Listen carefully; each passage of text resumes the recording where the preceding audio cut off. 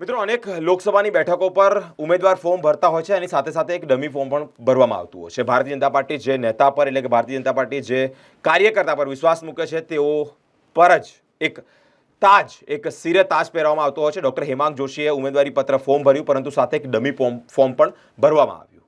મેહુલભાઈ લાખાણીએ dummy form ભર્યું છે। વડોદરા લોકસભાની બેઠક પરથી જ્યારે તેઓ ડમી ફોર્મ ભર્યું તે અંતર્ગત તેઓ વિશેષ માહિતી પણ આપી રહ્યા છે।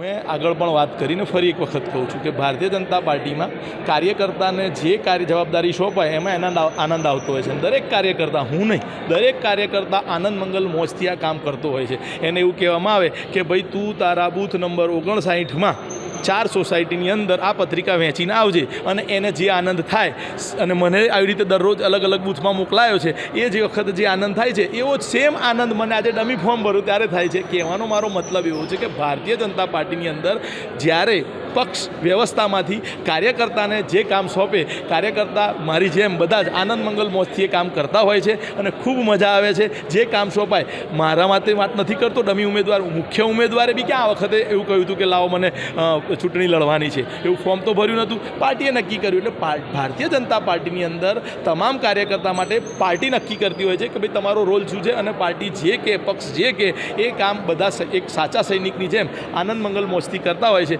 એવું જ કાર્ય અમે બધા સૌ કરી રહ્યા છીએ। તમે માનો છો કે ભાજપ પાર્ટીને કાર્યકર્તાઓથી ખાલી નહીં? 100% કાર્યકર્તા તો ભારતીય જનતા પાર્ટીનો પ્રાણ છે।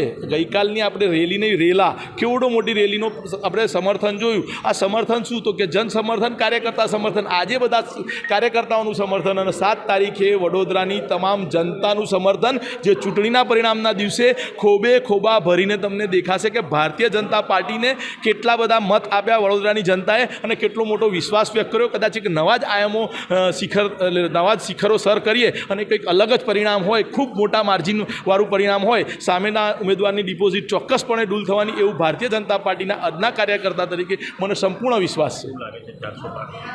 100%। એમાં તો કોઈ ફિર એક બાર મોદી સરકાર અને અબકી બાર 400 પાર, હવે અમે નથી કહેતા, ભારતની 125 કરોડ જનતા કહે છે।